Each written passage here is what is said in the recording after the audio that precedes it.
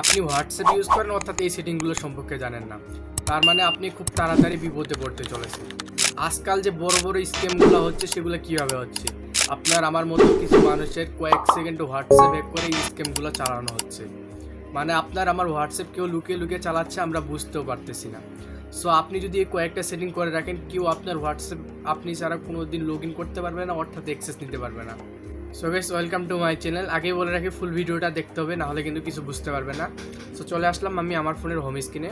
এবার home screen থেকে আমি আমার হোয়াটসঅ্যাপটি ওপেন করে নিব। সো আমি আমার হোয়াটসঅ্যাপটি ওপেন করে নিলাম। ওপেন করে নেওয়ার পর উপরে যে থ্রি ডট আইকন দেখতেছি, সো এই থ্রি ডট আইকনে চলে যাবো। সো আমি থ্রি ডট আইকনে যাওয়ার পর এখানে সেটিংস নামে একটি অপশন আছে, তো এখানে চলে যাব। তারপরে অ্যাকাউন্ট নামের একটি অপশন আছে, তো অ্যাকাউন্টে চলে যাব। আমি অ্যাকাউন্টে চলে গেলাম। তারপরে এখানে অনেকগুলো অপশন আছে, তো এই অপশনগুলোর ভিতরে এখানে পাসকি নামে একটা অপশন আছে, তো সেখানে চলে যাবো। পাসকির কাজ মূলত কেউ যদি আপনার হোয়াটসঅ্যাপ লগ ইন করে থাকে তাহলে এখানে আমরা দেখতে পারবো।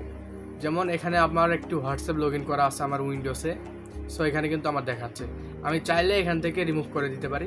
এখানে লেখা আছে থ্রি ডট দিয়ে এখান থেকে ডিলিট করে দিব, তাহলে কিন্তু আমার কম্পিউটার থেকে আমার হোয়াটসঅ্যাপটি ডিলিট হয়ে যাবে। সো যদি আপনার হোয়াটসঅ্যাপ কেউ হ্যাক করা থাকে অর্থাৎ চালিয়ে থাকে, আপনি এখান থেকে খুব সহজেই দেখতে পারবেন। সো এখান থেকে একটু বের হয়ে যাব। এখান থেকে বের হয়ে এখানে আমরা ইমেল অ্যাড্রেস দেখতে পাচ্ছি। সো ইমেল অ্যাড্রেস অ্যাড করাটা অনেক ভালো, কারণ যদি আপনি ইমেল অ্যাড্রেস অ্যাড করে থাকেন, পরবর্তীতে যদি কেউ আপনার হোয়াটসঅ্যাপ লগ ইন করে থাকে, আপনার ইমেলে কোড যাবে, অর্থাৎ আপনার ইমেলে সবসময় নোটিফিকেশন পাবেন। তো আমি হোয়াটসঅ্যাপে এখানে চলে গেলাম। এখানে যাওয়ার পর এখানে আমার মেলটি বসিয়ে দিব। সো আমি আমার মেলটি বসিয়ে দিলাম।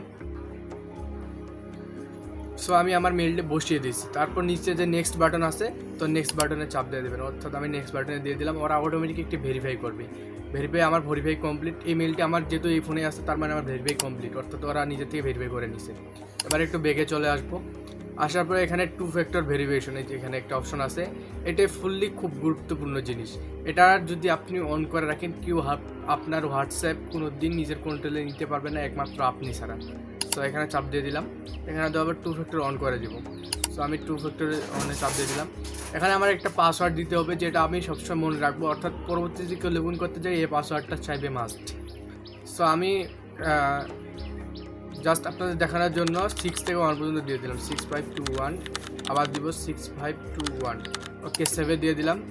পরবর্তীতে যদি কেউ আপনার এই হোয়াটসঅ্যাপ লগ ইন করতে চায়, এইটা যদি না দিতে পারে, পিনটা না দিতে পারলে, সে কোনোভাবে আপনার হোয়াটসঅ্যাপ লগ ইন করতে পারবে না। সো এখান থেকে আমি ব্যাক চলে আসবো।